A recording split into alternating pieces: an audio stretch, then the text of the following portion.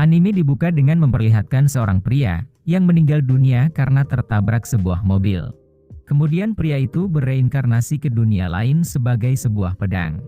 Di mana saat ini, pedang itu masih belum punya sebuah nama. Makanya untuk sementara waktu, kita sebut saja pedang itu dengan nama Akihiro. Kembali ke cerita, di sana Akihiro mendengar sebuah suara yang sangat misterius. Suara itu mengatakan bahwa untuk kedepannya, kehidupan Akihiro kemungkinan akan cukup berat. Namun dia harus selalu berjuang dan tidak boleh menyerah. Setelah selesai mengatakan hal itu, suara misterius tadi langsung menghilang begitu saja. Setelah mendengar suara barusan, tentu saja Akihiro pun menjadi sangat bingung. Namun dia tidak terlalu memikirkan mengenai hal tersebut. Di sana Akihiro kemudian melihat status yang dia miliki. Di mana ternyata, Akihiro merupakan sebuah senjata intelijen. Itulah alasan kenapa dia bisa berbicara dan berpikir seperti seorang manusia. Kemudian Akihiro juga punya beberapa skill yang sangat berguna. Beberapa di antaranya adalah skill pemulihan diri, skill telekinesis, dan juga skill pengamatan. Saat Akihiro sedang melihat status miliknya, tiba-tiba muncul beberapa goblin yang berusaha untuk mencabut dirinya. Melihat akan hal itu, tentu saja Akihiro menolak untuk dipakai oleh seekor goblin. Di sana salah satu goblin meludahi Akihiro, yang akhirnya membuat dia menjadi sangat marah. Kemudian Akihiro pun menggunakan skill telekinesis untuk menggerakkan tubuhnya. Dan Akihiro lalu menghabisi para goblin yang sebelumnya membuat dia marah.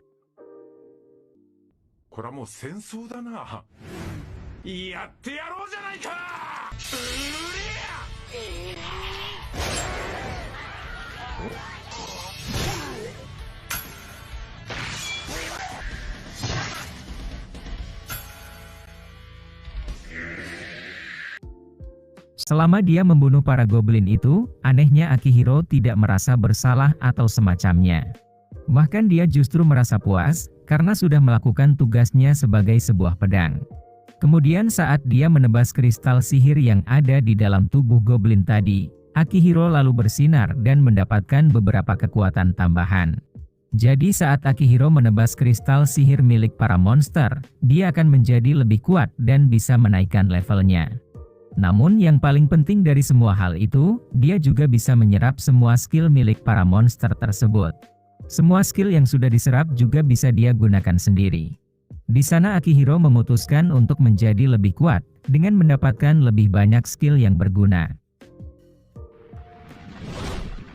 Kemudian keesokan harinya, Akihiro pun pergi mencari beberapa monster yang bisa dia habisi.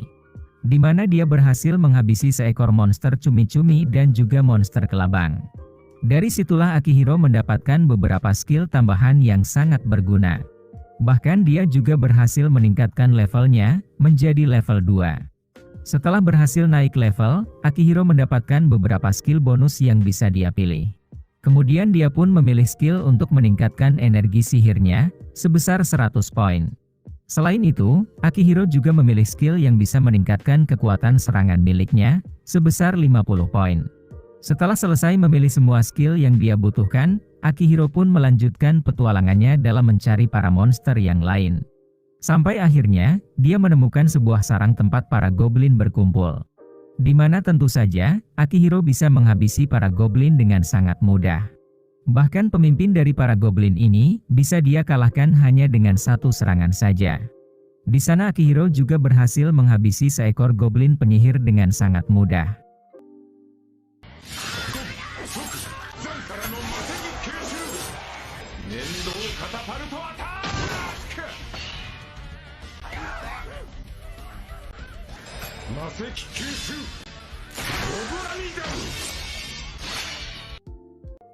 Setelah menghabisi para goblin tersebut, Akihiro pun mendapatkan berbagai macam skill yang sangat berguna. Beberapa di antaranya adalah skill untuk mengeluarkan kekuatan sihir. Sekarang kita beralih ke sisi seorang budak wanita. Dia adalah seorang budak yang berasal dari ras manusia kucing hitam. Di mana seperti pedang sebelumnya, wanita ini juga belum punya sebuah nama. Makanya untuk sementara waktu, kita sebut saja wanita itu dengan nama Yukari. Karena suatu alasan, Yukari sangat berambisi untuk menjadi lebih kuat. Namun sayangnya, dia malah berhasil ditangkap oleh dua orang pedagang budak. Makanya untuk saat ini, Yukari hanya bisa menuruti semua perintah dari mereka berdua. Karena dia sudah diberikan sebuah kalung sihir, yang memaksanya untuk menuruti kedua pedagang budak tersebut. Keesokan harinya, salah satu pedagang budak mengatakan, kalau ras Yukari ini adalah ras sampah. Jadi sebenarnya, setiap ras yang ada di dunia ini bisa berevolusi menjadi lebih kuat. Namun entah kenapa, tidak ada satupun ras manusia kucing hitam yang pernah berevolusi.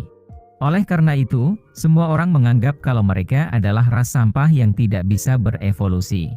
Mendengar perkataan dari si pedagang budak, tentu saja membuat Yukari menjadi sangat marah. Di sana dia berniat untuk menyerang si pedagang budak dengan menggunakan sebuah batu. Namun sayangnya, Yukari tidak mungkin bisa melawan perintah dari pemiliknya. Sekarang kita kembali ke sisi Akihiro. Di sana dia sudah berhasil menghabisi beberapa monster yang sangat kuat. Salah satunya adalah seekor naga yang lumayan susah untuk dilawan. Bahkan beberapa bagian dari tubuhnya Akihiro sampai hancur saat bertarung. Untungnya berkat skill pemulihan diri yang dia miliki, Akihiro bisa memulihkan tubuhnya ke bentuk yang sempurna. Kemudian dia juga menghadapi sang Raja Glutoni Slime. Di sana mereka bertarung dengan sangat sengit. Namun pada akhirnya, Akihiro pun berhasil memenangkan pertarungan tersebut.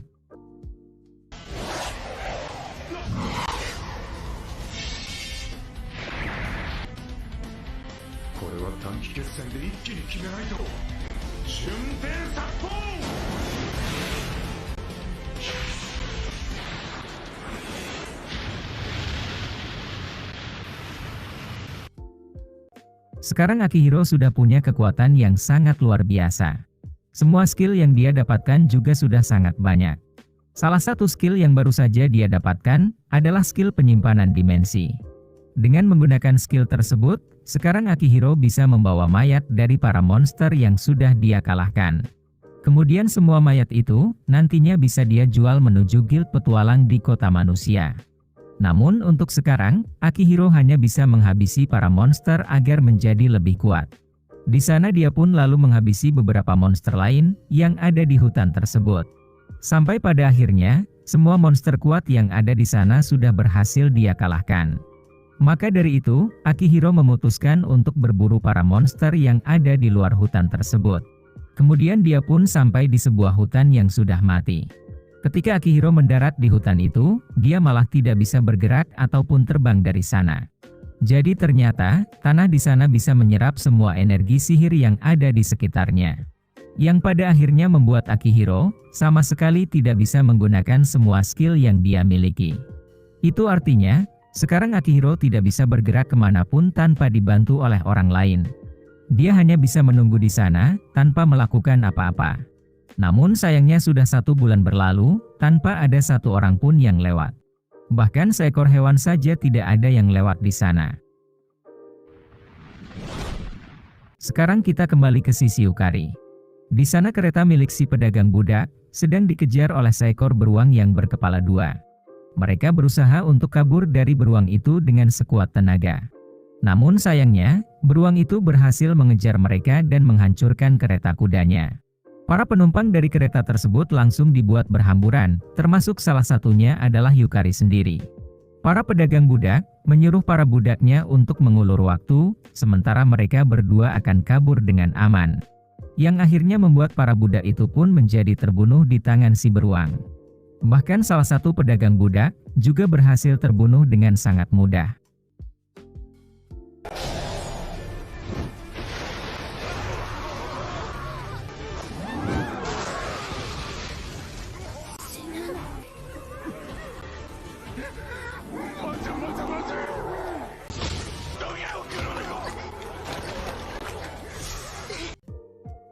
Di sana Yukari berusaha untuk melawan beruang itu dengan menggunakan sebuah tongkat kayu.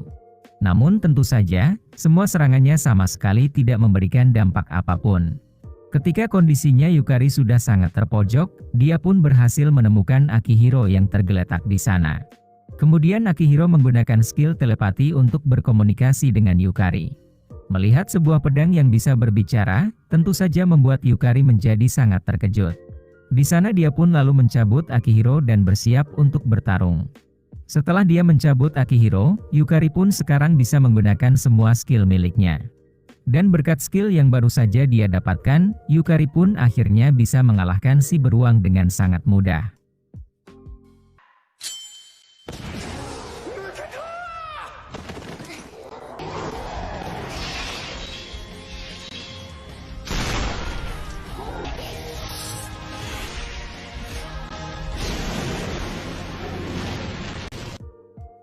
Di sana salah satu pedagang budak ternyata berhasil selamat. Kemudian dia meminta kepada Yukari untuk menyerahkan pedang yang sedang dia bawa. Karena menurutnya, pedang itu pasti bisa dijual dengan harga yang sangat mahal. Namun Akihiro malah menggunakan skill telekinesis untuk menghabisi pedagang budak tersebut. Dia juga membakar surat kontrak budak yang mengikat Yukari. Itu artinya, sekarang Yukari sudah bebas dari pedagang budak tersebut. Akihiro kemudian meminta kepada Yukari untuk menjadi pemiliknya. Karena selama ini, Akihiro selalu merasa kesepian saat berpetualang sendirian. Di sana Yukari tentu saja menerima permintaan tersebut dengan senang hati. Apalagi dia memang sangat berambisi untuk menjadi lebih kuat. Karena Yukari ingin menjadi ras manusia kucing hitam pertama yang berhasil berevolusi. Mendengar akan hal itu, Akihiro pun berjanji untuk melatih Yukari sampai dia bisa berevolusi. Kemudian kita juga diberitahu kalau nama aslinya Yukari ternyata adalah Fran. Namun Akihiro ternyata masih belum punya nama sendiri. Maka dari itu, Fran memutuskan untuk memanggil Akihiro dengan sebutan Master. Mulai dari situlah, petualangan mereka berdua pun akhirnya dimulai. Itulah akhir dari episode pertama untuk anime kali ini.